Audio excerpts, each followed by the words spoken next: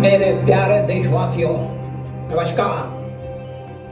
आज हमारा देश स्वतंत्रता की शताब्दी की ओर बढ़ते हुए अमृतकाल के प्रारंभिक दौर से गुजर रहा है।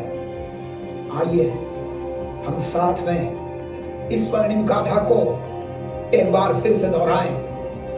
एक लंबे और कठिन संघर्ष के बाद 15 अगस्त 1947 को हमारा देश विदेशी शासन से मुक्त हो गया।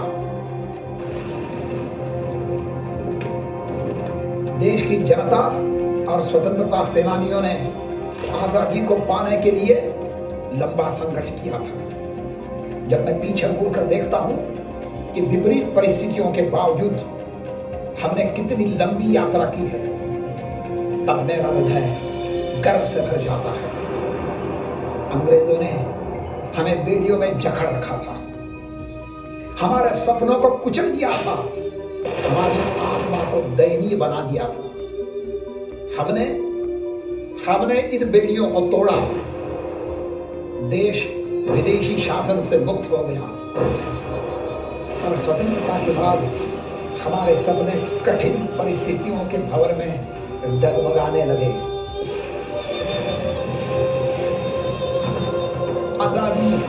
आजादी अभी अधूरी है, सपने सच होने बाकी हैं, रानी की शपथ न पूरी है।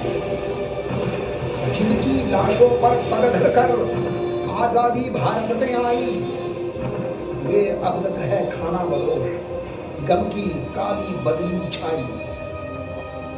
हमने हार नहीं मानी, एकता, विविधता और प्रगति के मूल्यों को बनाए रखते हुए एक नया गीत लिखने का संकल्प किया।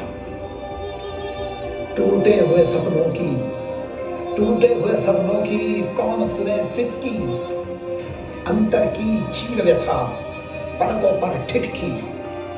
हार नहीं मानूंगा, रार नहीं ठानूंगा, काल के कपाल पे लिखता मिटाता हूं, गीत नया गाता, गीत नया गाता, गीत नया गाता।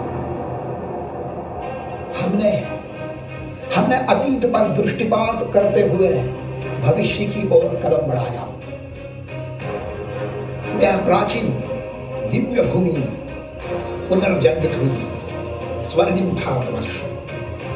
परंतु इस नवजीवन तक पहुंचने का मार्ग अनगिनत चुनौतियों से भरा था। हमने युद्ध की विभीषिका, अकाल की त्रासदी और महामारी की विनाश लीला को झेला। हानियां अपार थी, फिर भी अनवरत आगे बढ़ते रहे। हमारी संस्कृति, मान्यताओं और परंपराओं की अद्भुत विविधता हमारे लोकतंत्र की आत्मा है।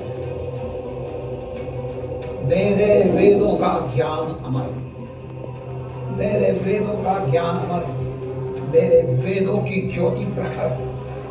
मानव के मन का अंधकार क्या कभी सामने सका है?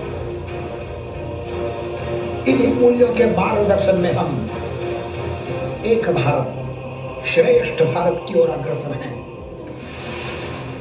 भारतवासियों ने अदम्य उत्साह और अड़िग संकल्प से असाधारण उपलब्धि